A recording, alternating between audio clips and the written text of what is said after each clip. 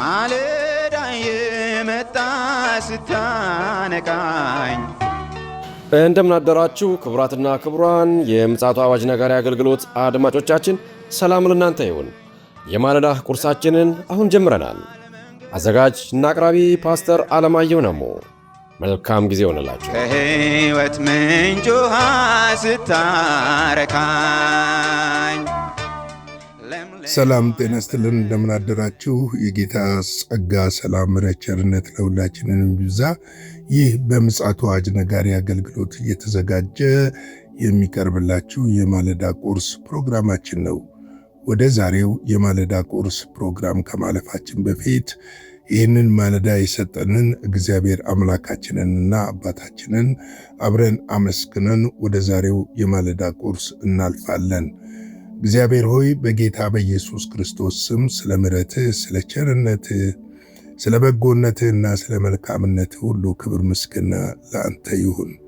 ቀኑንና ሌሊቱን በሰላም አሳልፈህ ደግሞ በዚች ማለዳ በምሕረትና በቸርነትህ ረድተህ በጸጋ ደግፈን ለዚህ ማለዳ ስላበቃን እናመሰግናለን። ይህን ማለዳ ደግሞ በፊትህ የተባረከ እንዲሆን በክርስቶስ ኢየሱስ ስም እንጸልያለን። ስለተደረገልን ምሕረት፣ ስለተደረገልን ቸርነት፣ ስለተደረገልን በጎነት፣ ስለተደረገልን መልካምነት ሁሉ ክብር ምስጋና ለአንተ ይሁን። አንተ ታላቅ ኃያል ብርቱ አምላክ ነህና ሁሉን ደግሞ በስምህ እናደርጋለንና ይህንም ማለዳ ደግሞ በስምህ እንድትባርክልን እግዚአብሔር ሆይ በኢየሱስ ስም እንጠይቃለን። እነሆ ደግሞ የከበረውንና ኃያል የሆነውን መንፈስ የሆነውን ሕያው የሆነውን ቃልህን እንድታስተምረን፣ እንድትመክረን፣ መንገዳችንንም እንድታሳየን በኢየሱስ ክርስቶስ ስም እንጠይቃለን።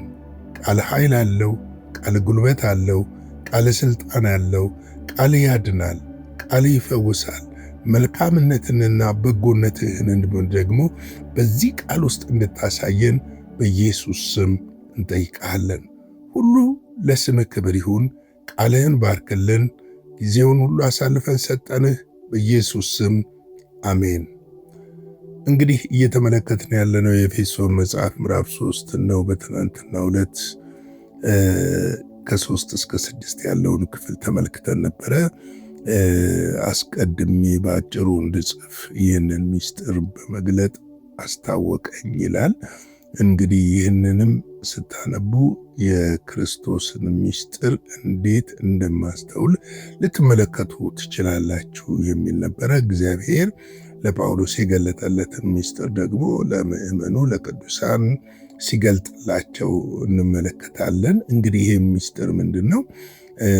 ተስፋ ያልነበራቸውና ተስፋ ያላቸው በአንድነት የተስፋ ቃል በክርስቶስ ኢየሱስ በሆነው የተስፋ ቃል አብረው እንዲካፈሉና ወራሾች እንዲሆኑ መደረጋቸው እንደሆነ እያብራራላቸው እንደነበረ ተመልክተናል።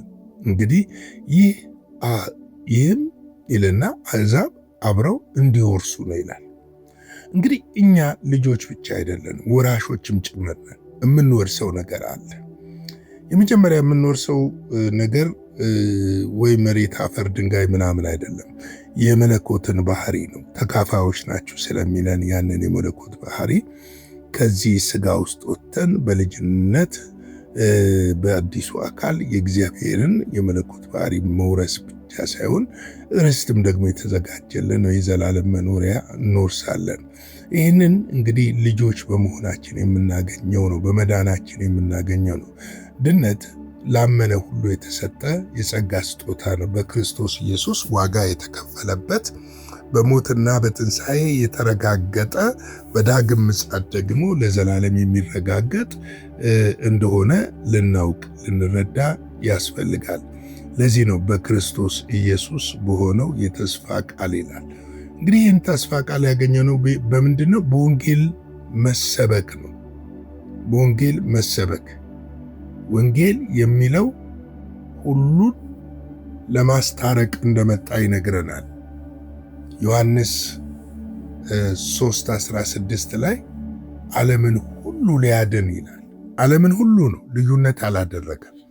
በእርግጥ ዮሐንስ 1:11 ላይ ወደ ገዛ ወገኖቹ መጣ ይልና የገዛ ወገኖቹ ደግሞ ምን አላደረጉትም ይላል፣ አልተቀበሉትም ይለናል።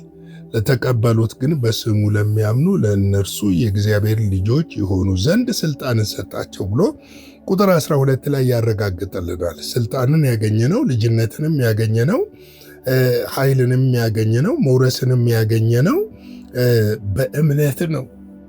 በክርስቶስ ኢየሱስ በመስቀል ላይ የተሰራውን ሥራ በእምነት በመቀበላችንና ያ እምነታችን ደግሞ ከተስፋ ቃል ከነበራቸው ጋር እኩል ወራሾች እንድንሆን አድርጎናል።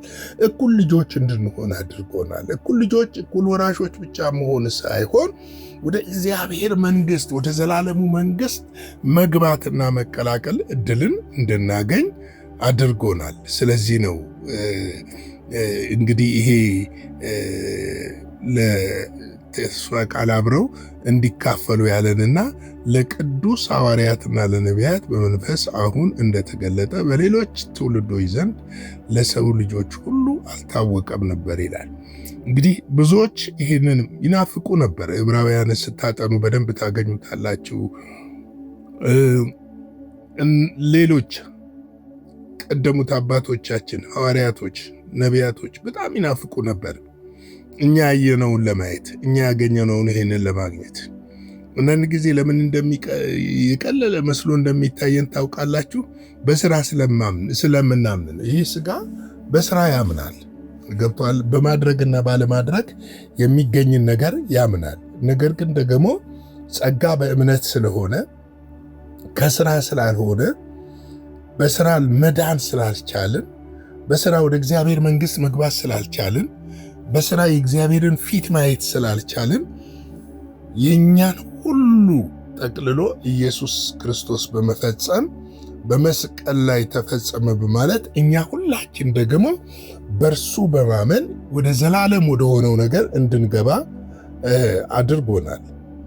እንግዲህ ይህንን ነገር ስንመለከት ዛሬ ቁጥር 7 እና 9 እስከ 8-9 ምን እንደሚለን ደግሞ እስቲ እንመልከተው። እንደ ኃያል ሥራ እንደተሰጠኝ እንደ እግዚአብሔር ጸጋ ስጦታ መጠን የወንጌል አገልጋይ ሆንኩለት። ፍለጋ የሌለውን የክርስቶስን ባለጠግነት ለአሕዛብ እሰብክ ዘንድ ሁሉንም በፈጠረው በእግዚአብሔር ከዘላለም የተሰወረው ምስጢር ሥርዓት ምን እንደሆነ ለሁሉ እገልጥ ዘንድ ይህ ጸጋ ከቅዱሳን ሁሉ ይልቅ ለማንስ ለእኔ ተሰጠኝ ይላል። ወንጌል ሰባኪነት ወይም ደግሞ የወንጌል አገልጋይ ሆኖ በእግዚአብሔር መጠራትና ይህንን ስጦታ ማግኘት ትልቅ በጣም ትልቅ ዕድል ነው። ምናልባትም በምድር ላይ እንደ ተራ ነገር ልንመለከተው እንችላለን። ምክንያቱም ማቴሪያልና ቁሳቁስን ስለማያስገኝ በሰው ሕይወት ላይ የሚሰራ ስራ ስለሆነ መለኮታዊ ስራ ስለሆነና ከመለኮት የተሰጠ እውነተኛ ጥሪና አገልግሎት ስለሆነ ምናልባትም ሊቀልይብን ይችል ይሆናል ብዬ አስባለሁ። አንዳንዶች ደግሞ ይህንን የከበረውንና ታላቅ የሆነውን ስጦታና አገልግሎት ለግል ጥቅማቸው ወይም ደግሞ ሲሸቅጡበት በማየት ደግሞ እጅግ በጣም ያሳዝናል። የከበረ አገልግሎት ነው። የሰማይ ጥሪ ነው። የወንጌል አገልጋይ መሆን መታደል ነው። መታደል ብቻ ሳይሆን በጣም ደግሞ በእግዚአብሔር ከመመረጥ የሚመጣ ስለሆነ ምን አይነት ጥሪ እንደሆነ የሚያስደንቅ ነው። ቢገባን፣ እውነት ሲገባን ነው አንዳንድ ጊዜ ዝቅ ብለን ልናገለግል የምንችለውና ዝቅ ብለን ለተጠራንበት እውነት መኖር የምንችለው ሲገባን ነው። ካልገባን ግን አንዳንዴ ሰዎችን አይተን ከሰዎች ተመልክተን ሰዎች ጥሩ ነገር አግኝተውበታል ብለን አስበን ወደዚህ አገልግሎት ሳንጠራ የምንገባ ከሆነ በጣም ከባድ ነው። በእርግጥ ሁላችንም አንድ የከበረ አገልግሎት አለን። የእርሱ ምስክሮች መሆን እደግመዋለሁ፣ የእሱ ምስክሮች መሆን። ምክንያቱም ይሄ ለሁላችን የተሰጠ ነው። የተደረገልንን የሆነልንን ሞቱንና ትንሣኤውን ምስክሮች እንድንሆን የሁሉ ዳግም ለተወለደ ሁሉ የተሰጠ አገልግሎት እንደሆነ አስባለሁ። የወንጌል አገልጋይ መሆን ግን በብዙ ነገሮች ዋጋ የሚያስከፍልና በተለይም ደግሞ ለእግዚአብሔር ወንጌል ሁለንተናን በመስጠት በጨለማ ላሉት የምስራችን ማብሰር እና እነዛ የምስራች የበሰረላቸውን ደግሞ ደቀ መዝሙር በማድረግ የእግዚአብሔር መንግስት ወራሾችና የርስት ተካፋዮች እንዲሆኑ ለማድረግ መስራት ትልቅ የከበረ አገልግሎት እንደሆነ አስባለሁ። ለዚህ ነው እንደ ኃይሉ ሥራ እንደተሰጠኝ ይላል። እንደተሰጠኝ ማን ነው ሰጪው? እግዚአብሔር። ፈጥረን አይደለም አገልጋይ መሆን የምንችለው፣ ወይም የሆነ ነገር ለማግኘት ብለን አይደለም አገልጋይ መሆን የምንችለው። ያ ፍርድን በራሳችን ላይ እናከማቻለን፣ ፍርድን በላያችን ላይ እንጠራለን። እንደ ተሰጠኝ እንደ እግዚአብሔር ጸጋ ስጦታ ነው መጠን ይላል። እንደ ተሰጠኝ እንደ እግዚአብሔር ጸጋ ስጦታ መጠን። የሰጠው ማን ነው? እግዚአብሔር ነው። ምንድነው የተሰጠው? ጸጋ ነው፣ ስጦታ ነው። የወንጌል አገልጋይ መሆን ከእግዚአብሔር የተሰጠ ነው። እግዚአብሔርን ተልእኮ ለመፈጸም የተሰጠ ነው። ለዚህ ነው እኮ ኤፌሶን ምዕራፍ 4 ላይ ሄደን ስንመለከት አንዳንዶችን ሐዋርያ፣ አንዳንዶችን ነቢያት፣ አንዳንዶችን ወንጌል ሰባኪ፣ አንዳንዶችን አስተማሪ አድርጎ ለቤተ ክርስቲያን ሰጠ ይላል። ያ የተሰጠን ስጦታ የከበረ ስጦታ እንደሆነ ልናውቅ ያስፈልጋል። ውድ ነው። እንደ ዕንቁ ልንይዘው የሚገባ ስጦታ ነው። ምን ቀልድበት ስጦታ አይደለም። ሰማይ ነው ያንን ስጦታ የሰጠን። ሰማይ ነው ያንን ጥሪ የጠራው። ሰማይ ነው ያንን አገልግሎት እንድናገለግል ያደረገው። ዝቅ ብለን ደግሞ በታማኝነት የተሰጠንን የወንጌል አደራ ልንወጣ ያስፈልጋል። ዛሬም ደግሜ አንድ ነገር ልናገር። ቤተ ክርስቲያን በምድር ላይ እንድትሰራ የተሰጣት 3 ነገር ብቻ ነው። ሌሎች የነሱ ማጀቢያ ሊሆኑ ይችላል። አንደኛው ወንጌልን ለፍጥረት ሁሉ መስበክ ነው።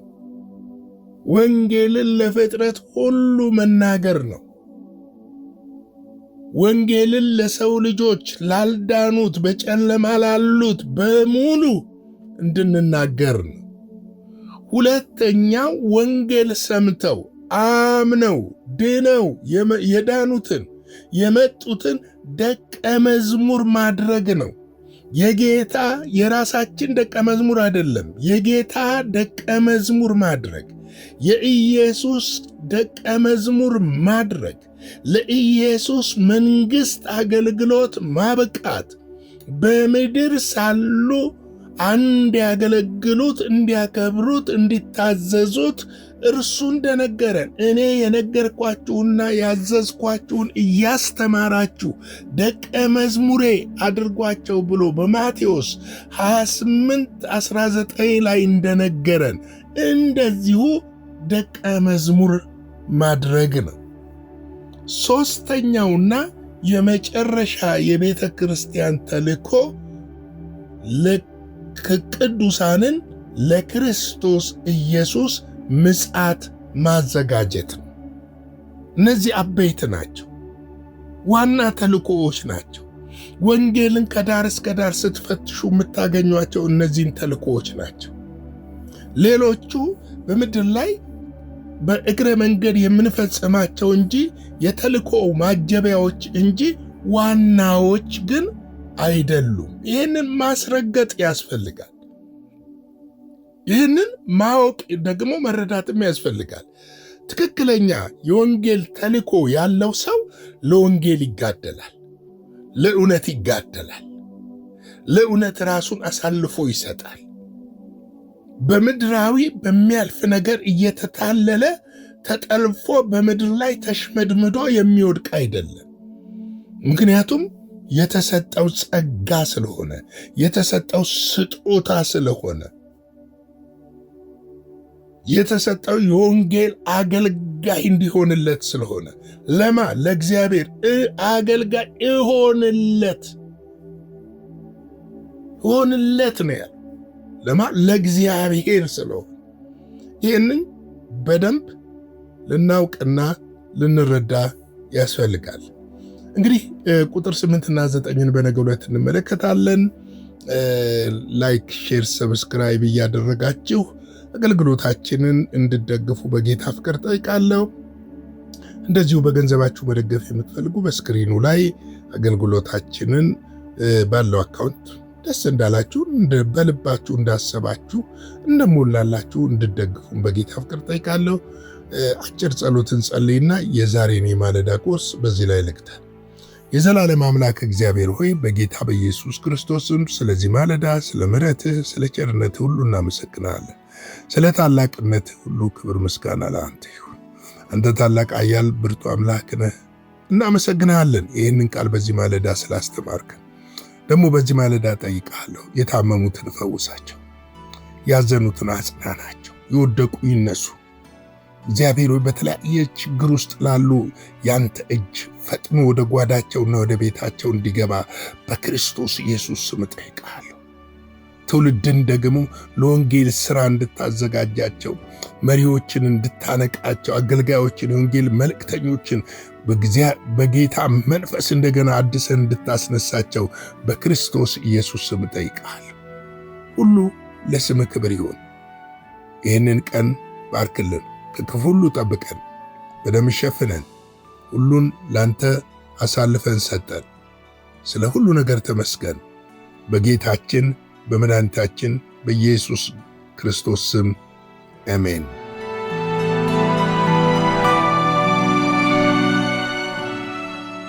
በነበረን የመልእክት ክፍለ ጊዜ እንደተባረካችሁ ተስፋ እናደርጋለን።